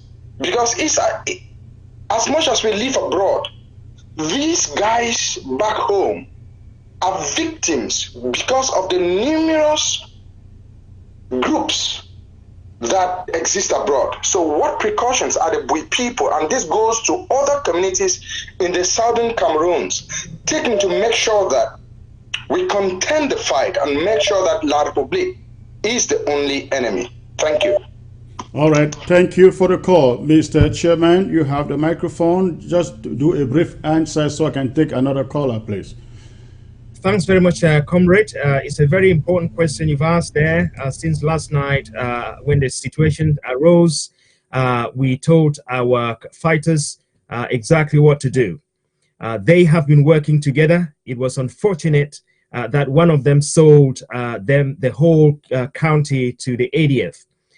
They will continue to work as Bui fighters, but we have been very clear now that we know who the other enemy is.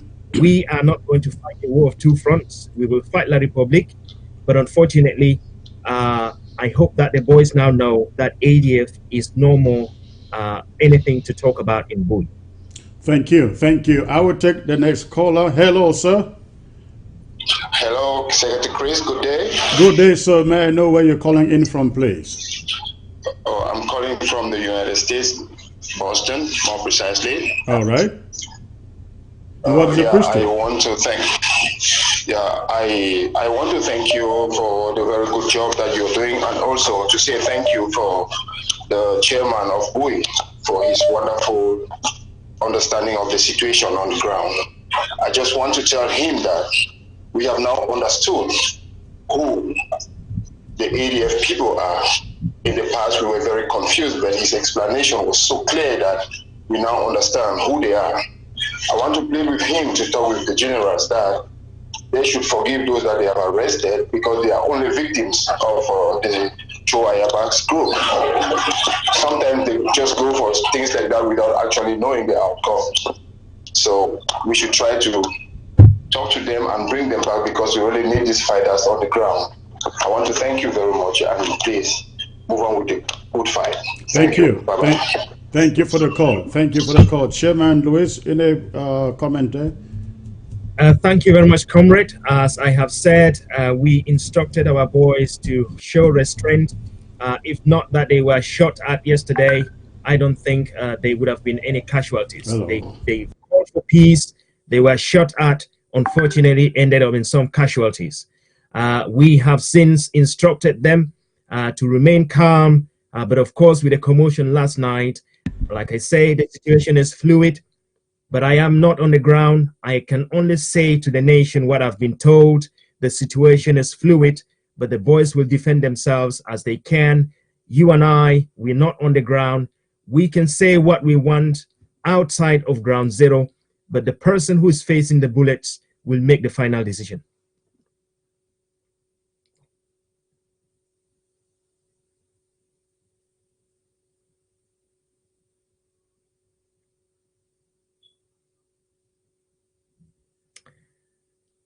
I have lost sound. I can't Good hear you. evening. Okay, I hope Okay. you can hear me now, Mr. Chairman. Hello. Good evening, Mr. Good, Chris. good evening, Good ma'am. evening. Good evening. Where are you calling from, please? I'm calling from Ground Zero, Where? Northern Zone. What county? Oh, Northern Zone. All right. What is your question or contribution? Yes, I just wish to appreciate Mr. Jude, Mr. Louis. Louis, Yes. for what he has done. I just want to be grateful to God for exposing the ADF. They have been doing a lot of harm in this struggle, and God has exposed them today. And I just want to say there is no mercy. Those people should be killed. I don't want any forgiveness. Somebody has just called and said they should forgive them. There is no forgiveness in this matter. They should kill them. That people should be wiped out totally. We have over suffered in this struggle because of ADF. No mercy for them. Thank you. Thank you for the call. Thank you, Mr. Chairman. Please, over to you. I do very much appreciate your call from Ground Zero. Thank you so much. I feel your pain and how I wish I had a one to wave and make sure that we all just ended this revolution now and live in peace. I can only guarantee you that the Bui warriors would do what is best for the Ambazonian people. They will do what is best for them because they also know I have consistently insisted and taught them and told them that there is life after the revolution, and that after the revolution we will, one after the other, each and every one, give an account of how we run this revolution. And I want to inform my fellow ADF leadership people that the day will come, as you keep threatening me and my team, saying that we will give an account. We want it. We like it. We are expecting it to happen. So there is life after the revolution, and I think we need to remember that as well. Thank you. Let's take the last question. And I will have you give your last remarks before you go. Hello. Yeah, hello. This is Michael calling from Los Angeles. Yeah, I have a question for the chairman. Okay, sir. Go on, please.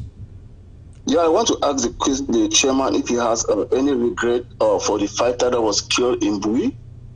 And then my second question is that he said he had intelligence about the ADF camp attacking the Bui camp. And then he's just saying that they got another intelligence that La Republic is going to attack, which they are currently burning down 7 houses as we speak. And then I heard him saying that the population should leave. He's asking for the population to leave. So I'm asking if they can attack the ADF camp, and they had that intel. He, as the chairman, why did he call for the population to evacuate? Since the ADF, who he claimed that also... Who attacked the ADF camp, sir? He said that the warriors got intel that the ADF is going to attack the camp. That's what he just said. Oh, so you are asking why did the warriors not attack the ADF before the ADF attacked them, is that? Yeah, why did he send that intel? Because he said the ADF is working with the La Republic. Why didn't he send that intel for the population to leave, as he just did today, that the people is calling for the population to leave because La Republic is going to attack? All right, I will allow him to answer the question. Thanks for the call, sir. Okay. Thank you. Thanks very much, comrade. As you probably don't know, but those who are current with events, I send security alerts every time we have incidences like this. I have never been wrong, not one. When we started with the whole saga about the caterpillars on the road to Santa and the Amomezan buses that were shattered, I was the first one with the intelligence to sound it very clearly that this was La Republic's job. ADF came out and said it was their job. We have since known who travels around with caterpillars and doing the destruction. We have since known. And each time we have security information like that, I always write it out, either a security alert or a red security alert, and then I send word out. And if we can see physical La Republic or military, we then tell the people to evacuate the houses. We try to be as specific as we could be or as we can be. Sometimes the intensity is less, sometimes the intensity is more. Today, we saw them, they were there, and you can actually see it is confirmed they were there and they are in action. Our intelligence team has never been wrong. There have been situations that we have actually overlooked and things have gone worse. In this situation, we did not see that, or we did not get the intelligence on time that the ADF was already on their way.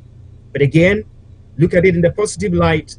Before they arrived their first target, our boys were already waiting. All right. So, Mr. Chairman, I will take this. Oh, thank you. Take a call. I will take this last caller just because he's calling from ground zero. Hello, sir.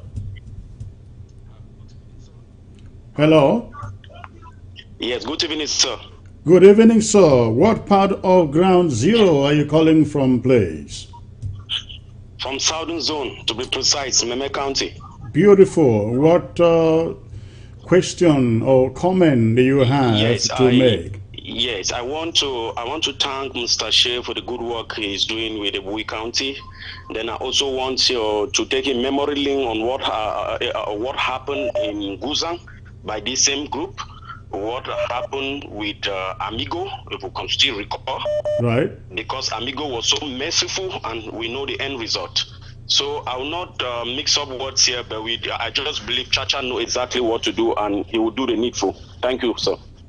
Thank you for the call, sir. I appreciate it. Mr. Chairman, over to you, sir, if you have any comment. If not, go ahead and make your last remarks, and we'll call it a day for you.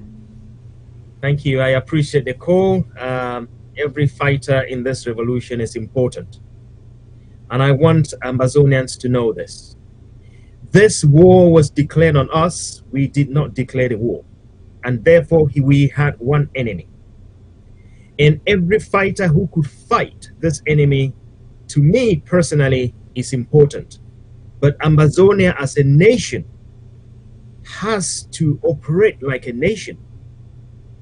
Sometimes individual needs and wants can be overtaken by common good wants and needs. And that is why I want to sound, again, what I said yesterday, to all fighters, all leaders in this revolution, to please swallow your ego and sit on the table of unity. And by this I mean every leader in this revolution. Because we have been so divided, we have not put on a good fight. If we were so united like other revolutions have been in the past, we would have enough strength to destroy La Republique in our territory within a year. But because we've been so divided, this is going to take us a few more years to come. I said yesterday that I gave a challenge to all the members of the IG, all the members of the other groups, all the other activists, to find a way this year to come and sit down as one force against the Republic. It is a challenge which I will continue to sound, and I also give a second challenge for all these leaders to please stop the fight on the internet. It is what has destroyed our people and destroyed the revolution so much beyond recognition. When I am posting something on social media, I think to myself, will this destroy or will this build? The majority of what we post there is destroying us, and the world is watching. I tell you, there are people out there watching Ambazonia and only waiting and hoping. that if we all united and showed a proper united front, they will support us.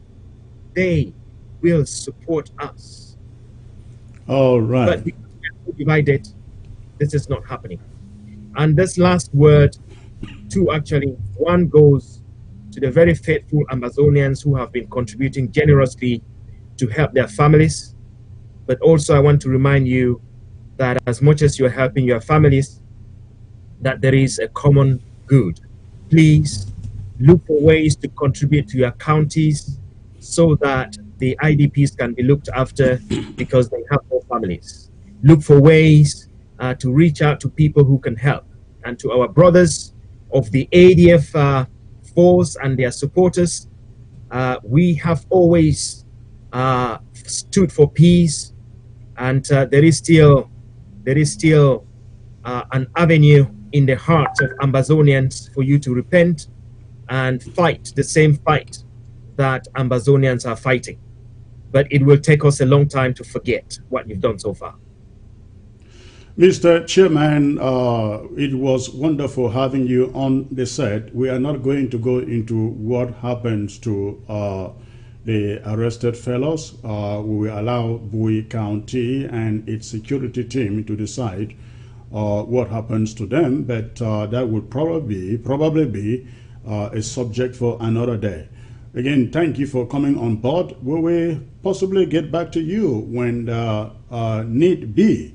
Thank you for coming on, and you have a great day, sir. Thank you very much, Chris. I really appreciate it. I'd like to thank all our audience, and I'd like to thank those who behind the scenes make this to happen, and those who support this media outlet to stand. Our people are depending on it for a lot of truth. Please do continue to support it and make it happen for our people. Long live Ambazonia, and long live all our fighters who are defending our people from the La Republic's people. Thank you, and you are free to turn off your camera if you so wish. Thank you, ladies and gentlemen, for staying put. I would like to say this. On the eve of the new year, our president, Dr. Samuel Ekome Sako, made it very, very, very, very clear. He stated, this year we are not, the interim government isn't going to tolerate enablers and activists who think they can derail this struggle. Comrade Louis just said, refer to some groups as, leaders in this movement. I think there comes a time that certain groups and certain people are no longer considered leaders owing to their negativity, their derailment of this revolution, and what the SDF has done exactly qualifies them for that kind of people. I said here before, this wasn't only happening in Bowie, it was happening in Wabane, where Daiman and his fighters arrested 7 ADF fighters who came there to attack them. One succeeded to run away. In Batibo, somewhere, I've forgotten the name of the particular vicinity, they were also there to attack our fighters, not La Republic fighters, but to attack our fighters in that vicinity. While they were doing so, Efang and his troops were heading up for Bowie, where they hoped to kill Chacha and the warriors. This is not somebody, ladies and gentlemen, who is fighting for a free Ambazonia, who is fighting for our independence. When somebody is carrying equipment that allegedly is coming from La Republic, when somebody is being backed up by troops from La Republic, that person is no longer one of us. He is an enemy. He is an enabler. That is what exactly the ADF and its leadership are. The whole AGOVC, that is what they are. They are not fighting for this revolution. Let me also add this. We have it on record, ladies and gentlemen, that I think it was the beginning of last year, 2019, and a helicopter dropped equipment, weapons. A La Republic helicopter dropped equipment in Guzang for the ADF from La Republic. This we also know. There are other things I can go on and name. Not only that, the ADF has tried to conquer the BLM to no avail. The ADF want to conquer everywhere. Now they are pretending right now they want to conquer FACO. But when they go to these vicinities, guess who their enemies are? Their enemies are not La Republic fighters. Their enemies are fellow Ambazonian restoration fighters. Is this someone that you really think is out there for this revolution? And so the moment has come. I want to re-emphasize the statement made by Dr. Sako at the beginning of the year. This interim government will not tolerate, this interim government going forward will not tolerate the activities of those who are out to mess up this revolution, this struggle for our independence. Every one of them, wherever they are found, we will come after them if they will not fight for our independence, but to fight for La Republic of Cameroon. And they will be crushed. This, what happened in Bui, should send a message to the ADF and the AGOVC that this interim government would no longer sit down to negotiate with you out there. You kidnap our people, you take ransom from them, you kill them, and we are yet to reveal to you what happened to, is it Ayafo Florence? We will tell you that story. The ADF killed that warden in Bamenda. We will no longer accept these deeds coming from the ADF. We will come after you. We will crush you like chickens wherever that you find yourself on ground zero. Now, this message to every fighter that belongs to that charade. We are not asking you not to fight and defend Ambazonia. We are asking you, join your county. If you are a fighter on ground zero and you want to be accommodated, please join your county. We are not asking you to lay down your arms. Look for your county. Join your county and fight under restoration forces. That is all we want. We do not want Amba fighting Amba. We want Amba defending the territory, defending the people, and fighting La Republique du Cameroon. The ADF has put out itself. We know it, and I can assure them this interim government will come after every one of you wherever you belong, whether in the southern zone or in the northern zone.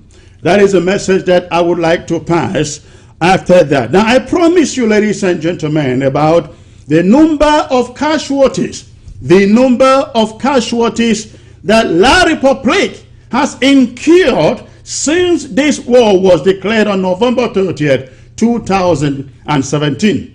We got information from a military source that between November 30th, 2017 to January 2019, La Republique lost 2018 soldiers.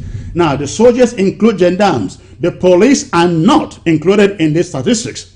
La Republique has incurred 2018 soldiers. They will not tell their people because they don't want an uprising in their own territory. But that is the number of soldiers they have lost starting November 30th to January 2019. Now you can imagine the statistics between February to December 2019 are not here. So if you add that up, do not be surprised the numbers may be going over and above 3,000 soldiers and gendarmes, not including the police. This is the punishment. This is the damage that they have incurred.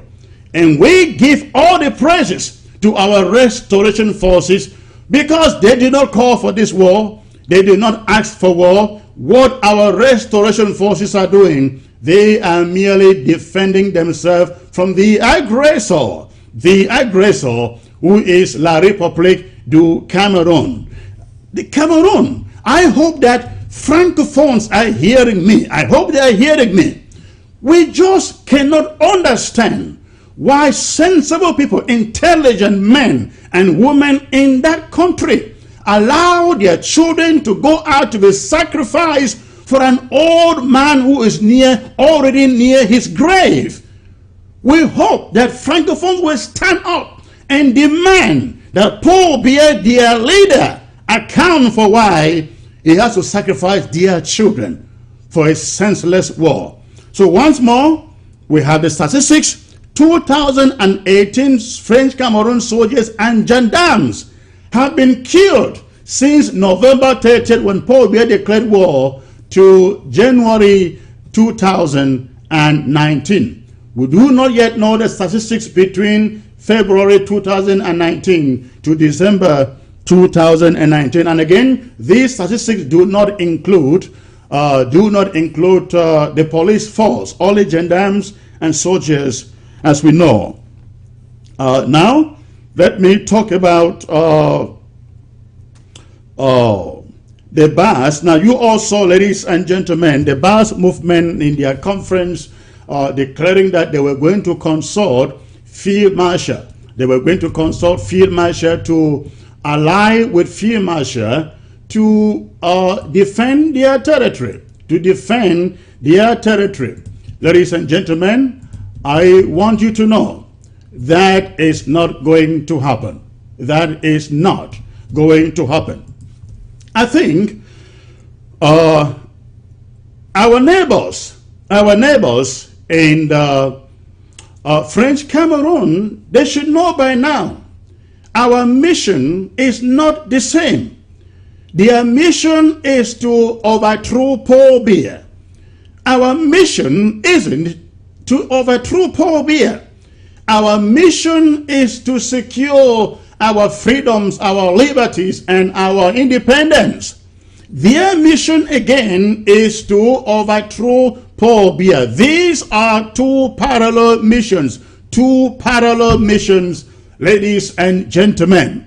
And so, to think that Field Marshal will go and put his life on the line for them is a child's play. You want freedom? You want Biya gone? You got to fight for it by yourself, because we have nothing to gain or to lose. If Paul Biya is gone, he has nothing, absolutely nothing to do with Ambazonia. Francophones should fight for their own country. This fight of Ambazonians is for Ambazonia. It's for their own country. I hope our Francophones neighbors out there, they are hearing me. I hope they are hearing me and they can understand what we mean by this is a parallel mission that we are in. They are in to overthrow Paul Biya. We are here to take back our country. We will never, ever have to fight together with Francophones. It is not going to happen. We see they develop a federal flag with 2 stars on it. That flag, ladies and gentlemen, was of the past. The national colors of Ambazonia are blue and white, and that of French Cameroon, green, red, yellow. And those two stars shall never, ever come together again. So please forget, the Field Marshal is not going there to fight for French Cameroon. The Anglophones, Southern Cameroonians. How do Francophone think that we are stupid, we are foolish, and we always have to fight their fight? Hello? Are we that foolish to always go and fight for their fight and then they dominate us? Forget about that. All right, let me move to the next point quickly. We have seen the frustration of La République du Cameroun in the past weeks, ladies and gentlemen. We have seen killings in Bangam. We learn of helicopters attacks in Bangam where so many people were killed. We don't know the numbers yet. We don't know the exact figures. We are hearing of 50, some say 13. Houses burnt down and destroyed. We have seen it in Bali Nyonga, where houses are trashed down, burnt down. We have seen even an orphanage is burnt down by troops loyal to French Cameroon. We have seen it also in Wabane, where people's homes are burnt down. We see it in Batibo, is it in Tigen or something like that, where people are killed and some burned in their own homes. Ladies and gentlemen, this is the message. La République du Cameroun wants to intimidate us.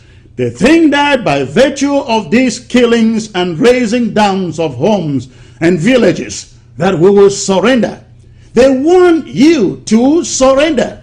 They want you to get the element of fatigue and give up and see this war as unwinnable. They want you to go out and vote on their election day. I said from the beginning of this broadcast, ladies and gentlemen, these elections organized by French Cameroon, forcing it upon our territory, let us make it a referendum upon French Cameroon quest to continue to rule us. And the only way we win that referendum is to stay home during this period of lockdown. Let no burnings, let no killings intimidate any one of us, especially those of you on ground zero. There is nothing you haven't seen yet on ground zero. There is no killing that you haven't seen yet on ground zero. We have over 400 villages already burnt down. I don't know whether they're going to do any more than that already. Ladies and gentlemen, this is war. Let us accept the consequences of war with grace, knowing that after the war, we will have a better country. We will have a better place to live in. Look at Rwanda today, ladies and gentlemen. Somebody told you 15 years ago, Rwanda will be what it is today. None of us would believe it. But it took millions of people dead. It is not any of our prayers that millions die in our territory. But how can we give up? How can we give up? What haven't we lost already? We lost homes, we lost brothers, we lost animals, we lost our sisters, we lost our parents. Some are in jail. We have no idea when they're going to send them out. Ladies and gentlemen, there isn't anything that we haven't lost yet. Let no form, no amount of intimidation by La République du Cameroun intimidate you to give up on this struggle.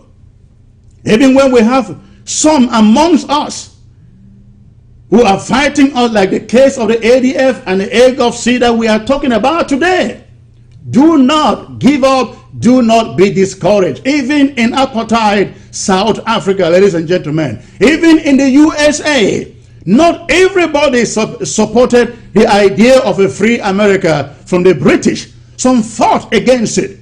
In apartheid South Africa, you have the Buthelezis, the Chief Buthelezis fighting, joining with the white minority to fight against black majority. Ladies and gentlemen, traitors will always be there. Enablers, sell out, they will always be there. And let me tell you, not a majority people, not a majority of us are going to take this independence into Ambazonia. We have seen them falling along the way. People we looked up to yesterday. People we trusted yesterday. People we thought were on our side yesterday. Where are they today? All these activists out there, some of them were leaders who led this revolution at a point in time. Where are they today? Ladies and gentlemen, there are few, only a few who will take us to Boya. And we cannot give up, for as much as those few, they are still out there. Stand strong. Do not give up to the intimidation. Do not surrender. Do not be despaired.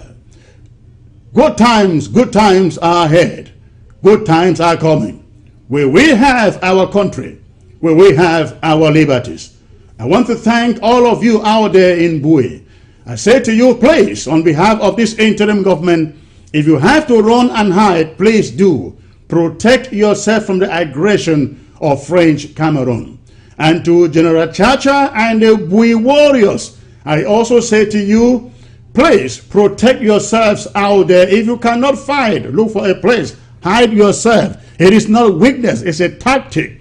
Yes, if you cannot fight, look for a place, keep yourself. It is not cowardice, it is a tactic. Let us do so. The last point I'd like to mention before I leave, ladies and gentlemen, is the statement last week coming from U.S. Under Secretary of State for Africa, Tibor Nagy, or Naj as some call it. Listen, ladies and gentlemen, I hear some people going gaga over the statement that Tibor made about decentralization. Ladies and gentlemen, no diplomat will step out and say he wants to separate Cameroon. And the definition of decentralization has many meanings. So hold your peace. Hold your peace. For as long as the Swiss initiative remains supported by these major countries and organizations, we are on the right footing. We are on the right footing. Everything is moving fine. But let's remember, lockdown starting February the 6th through to 11. No intimidation, no vigilante groups, no flyers, no tracks thrown out there, flying out there to intimidate you, should make you to step out for any election or campaign. And let me say the last word to those whose names are still on those voting lists. Ladies and gentlemen, if your name is on that list, again, I am asking you, you better put out your resignation before election day. And if you put out your name, withdraw your candidature before election date, and on election date, your list wins. I am telling you, you think that you can play us around and go back to Yaoundé or serve in your community as an elected official, that one a lie. We no agree. The only people that we will recognize after that their sham election on February the 9th as officials of Ambazonia are the mayors and the councillors who are there currently leading those counties and those communities. Those leaders, the mayors and the councillors, they will remain there provisionally until this war is over and we know the next round. So please, all of you who are serving now in our territory as mayors and councillors, you are not going anywhere. If you dare go anywhere to make way for so-called BS elected officials, you make a very, very big mistake. We are going to talk with you guys to see how we can enforce this decision. Ladies and gentlemen, I hope I could take more of your calls, but it's taking so long already, and I hope to come back to you some other time. Before I leave, I want to make this very important announcement. ABC will be conducting a special fund drive over the weekend, precisely on Saturday. I want to appeal to all of you to show up. Let us support ABC. Let's raise funds and support ABC. The flyer will soon be out. So please, we are appealing to you. Saturday, a very, very, very special fundraiser broadcast for this television channel. If you love it, if you appreciate it, ladies and gentlemen, please, let's turn out on Saturday in our numbers and support ABC. I have some very, very, very good interviews that will be coming up sometime within the week. So please, I'd like you to stay tuned, stay glued on ABC, but also remember that when need be, I will come live to give you updates about the revolution. Ladies and gentlemen, It was a pleasure. It was a great pleasure being here today and bringing you these updates. Until next time, may God bless you all. Good night.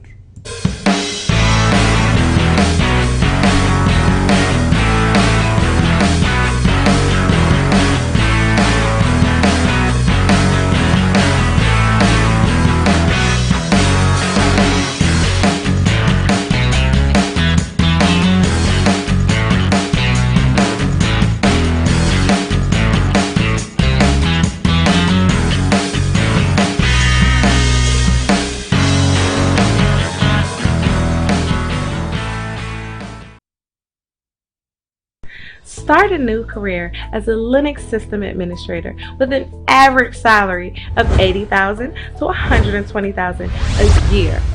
Dynamic Tech Academy has transformed many lives for the better through our 6-month Linux program. We are so excited to announce that we are adding DevOps course and Red Hat certification at no charge, which will make students more competitive.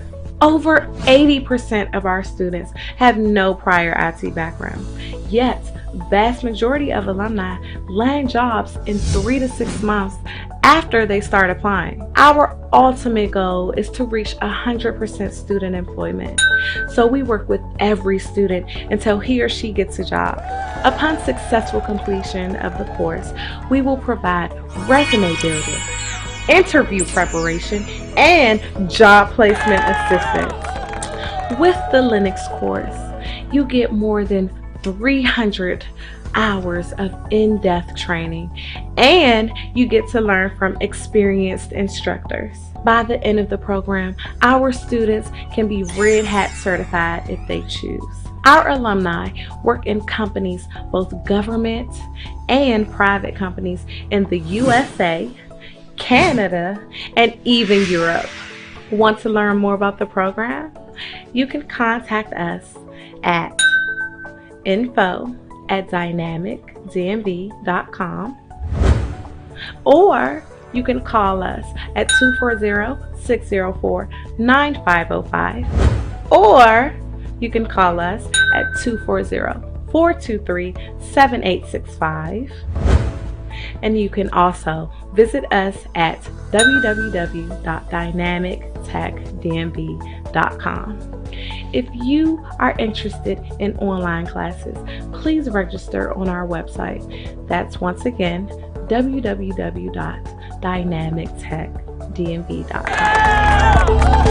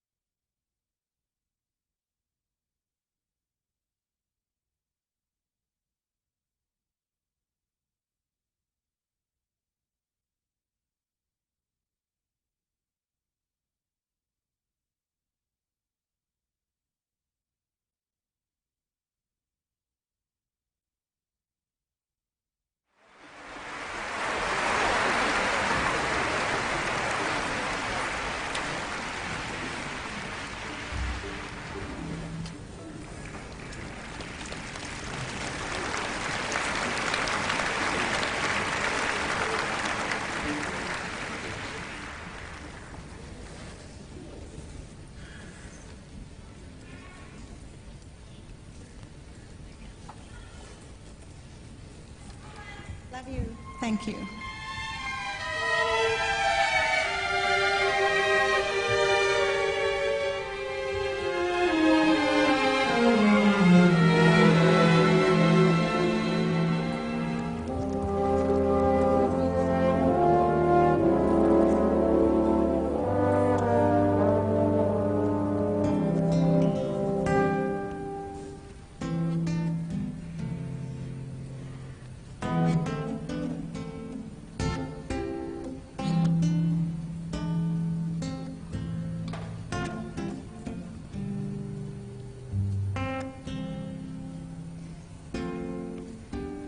Deep in my heart, I do believe someday we'll all be free. Someday we'll all be free. I may not know how long 'twill be. Someday we'll all be free. Someday we'll all be free. Someday we'll all be free.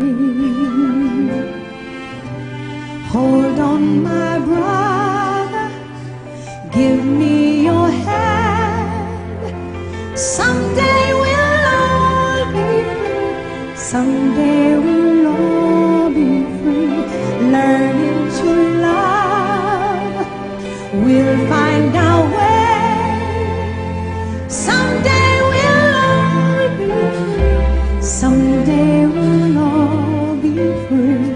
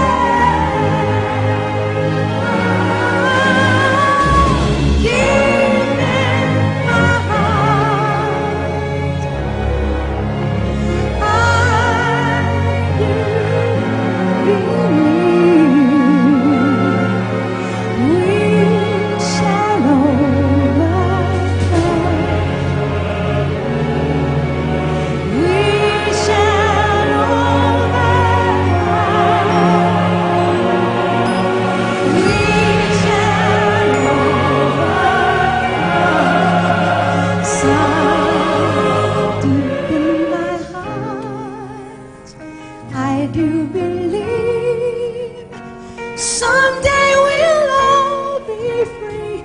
Someday we'll all be free. We shall overcome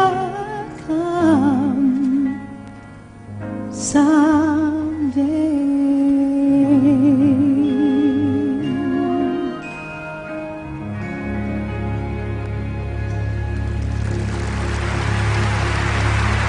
Thank you very much.